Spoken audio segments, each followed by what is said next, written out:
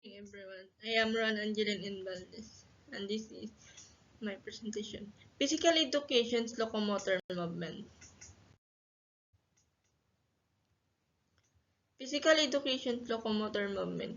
Ang mga kasanayan sa paggalaw ay mga pangunahing galaw na nagbibigay daan sa mga bata na lumipat mula sa isang lugar patungo sa isa pa.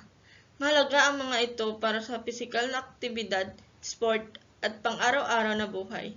Mga galaw na ito ay nagsasangkot ng koordinasyon ng mga malalaking pangkat ng kaalaman tulad ng mga binti, braso at katawan. Ang mga kasanayan sa paggalaw ay mahalaga sa edukasyon sa pagpapalakas ng katawan at pagkalahatang kagalingan ng mga bata.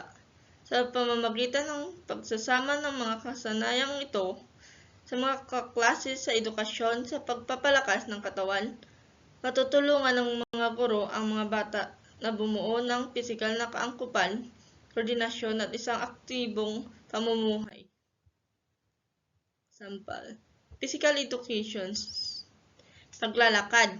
Ang paglalakad ay hindi lamang nagbibigay ng mga benepisyo sa pisikal na katawan kundi pati na rin sa ating mental health.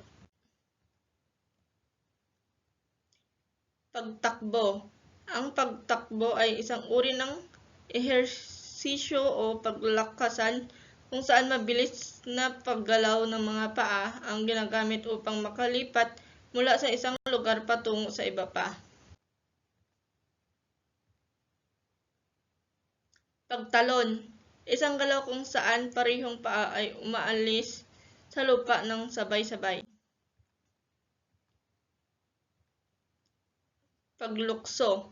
Ang paglukso ay isang kilos kung saan itinutulak ng mga binti ang katawan pataas mula sa lupa, kadalasang may layuning makaiwas sa hadlang marating ang isang bagay o makapaglibang.